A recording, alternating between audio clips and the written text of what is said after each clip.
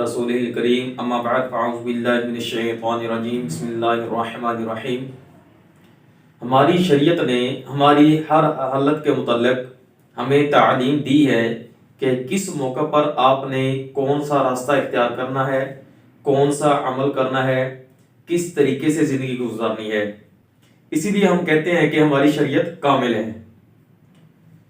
تو شریعت نے ہمیں ہر موقع کے متعلق یہ بتلا دیا کہ آپ نے کس وقت کیسا معاملہ کرنا ہے، کس کے ساتھ اگر ملاقات کرنی ہے تو کیا طریقہ کار ہونا چاہیے، معاملات کرنے ہیں تو کیا طریقہ کار ہونا چاہیے، تو اسی طرح کسی سے کوئی بات چیت کرنی ہے تو اس کا طریقہ کار کیا ہونا چاہیے۔ تو شریعت کا خلاصہ یہ ہے، اس کی تعلیم یہ ہے کہ ہمارے گفتار، رفتار، چال چلن، معاملات کسی بھی وجہ سے دوسرے مسلمان کو تکلیف نہ پہنچے۔ شریعت نے تو یہاں تک کی رعایت کی ہے کہ اگر 3 آدمی اکٹھے بیٹھے ہیں، گپ شپ لگا رہے ہیں، تو ان میں سے 2 کو اجازت نہیں ہے کہ وہ اپنی الگ بات چیت کرنے لگ جائیں، اس لیے کہ ایسے نہ ہو کہ 2 آپس میں اپنی پرسنل گپ شپ شروع کر دیں اور تیسرے کو اس کی وجہ سے رنج ہو۔ تو شریعت نے اتنا اس چیز کا خیال رکھا ہے، اتنی رعایت کی ہے۔ اور ہمیں اسی طرح اگر کوئی بڑا ہے تو بڑے مرتبے والا ہے، چاہے وہ دنیاوی اعتبار سے بڑے مرتبے والا ہے، تو ہمیں اس کی عزت کرنی چاہیے، اس کا احترام کرنا چاہیے، اس کی تعظیم کرنی چاہیے۔ رسول اللہ صلی اللہ علیہ وسلم نے فرمایا انزل الناس منازلہم، کہ لوگوں کو ان کے مرتبے کے مطابق اتارو۔ اگر کوئی چاہے دنیاوی اعتبار سے بڑے مرتبے والا ہے، دینی اعتبار سے بڑے مرتبے والا ہے، تو جس طرح دوسرے لوگوں کے درمیان اس کی عزت ہے، اس کا وقار ہے، اس کی اسی طرح عزت کرو، اس کی تعظیم کرو۔ رسول اللہ صلی اللہ علیہ وسلم نے بھی یہی ارشاد فرمایا کہ انزل الناس منازلہم۔ حضرت عائشہ رضی اللہ تعالیٰ کے پاس ایک غریب سا سائل آیا، تو حضرت عائشہ رضی اللہ تعالیٰ عنہ نے اس کو کچھ چھوارے دیے اور وہ چلا گیا۔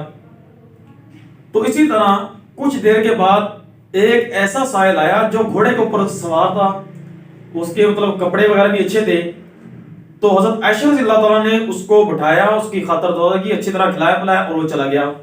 تو کسی نے حضرت عائشہ رضی اللہ تعالیٰ سے پوچھا کہ یہ کیا ماجرا ہے، جو گھوڑے پر آیا وہ بھی سائل تھا، جو پیدل آیا غریب تھا وہ بھی سائل تھا، یہ دونوں کے ساتھ ایسا فرق کیوں ہے کہ ایک کی تو بڑی خاطر تواضع کی اور ایک کو چھوارے دے کر ٹال دیا؟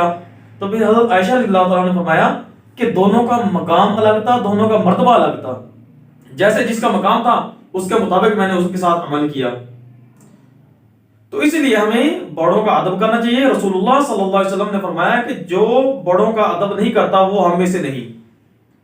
اب ادب کے متعلق رسول اللہ صلی اللہ علیہ وسلم کیا فرما رہے ہیں کہ جو بڑوں کا ادب نہیں کرتا وہ ہم میں سے نہیں، اس لیے کہ ادب کرنے کے ساتھ بہت سی خیر و برکت ملتی ہے، اور بے ادبی کی وجہ سے بہت سی خیر و برکت اور اللہ کی نعمتیں وہ سلب ہو جاتی ہیں، چلی جاتی ہیں۔ ایک واقعہ ہے کہ ایک شخص ایک نہر کے کنارے بیٹھا وضو کر رہا تھا، تو اس کے بائیں طرف سے پانی گزر کر دائیں طرف کو جا رہا تھا، تو وہ جہاں وضو کر رہا تھا اس کے دائیں طرف امام احمد بن حنبل رحمہ اللہ بیٹھے تھے، وہ وضو فرما رہے تھے۔ تو اس کی نظر پڑی کہ امام صاحب میری اس طرف بیٹھ کر وضو فرما رہے ہیں جس طرف پانی بہ رہا ہے۔ تو اس کے خیال میں آیا کہ کہیں بے ادبی نہ ہو جائے، وہ اٹھا اور امام صاحب کے دائیں طرف جا کے وضو کرنے لگا۔ تو اللہ تعالیٰ نے اس کے اس عمل کی وجہ سے اس کی مغفرت فرما دی۔ تو دیکھو ادب کرنے کی کتنی بڑی فضیلت ہے۔ اور بے ادبی کا واقعہ، ایک مرتبہ رسول اللہ صلی اللہ علیہ وسلم نے ایک آدمی کو بائیں ہاتھ سے کھانا کھاتے ہوئے دیکھا، بائیں ہاتھ سے وہ کھانا کھا رہا تھا، تو رسول اللہ صلی اللہ علیہ وسلم نے اس کو دائیں ہاتھ سے کھانے کا فرمایا۔ تو وہ کہنے لگا یا رسول اللہ میں دائیں ہاتھ سے کھا نہیں سکتا، حالانکہ اس کا دائیں ہاتھ ٹھیک تھا بالکل۔ تو رسول اللہ صلی اللہ علیہ وسلم نے فرمایا کہ تم کبھی بھی دائیں ہاتھ سے نہ کھا سکے، تو اس کا فوراً ہاتھ شل ہو گیا۔ ایک تو بے ادبی کا اتنا بڑا وبال ہے، تو اس لیے ہمیں بے ادبی سے بچنا چاہیے۔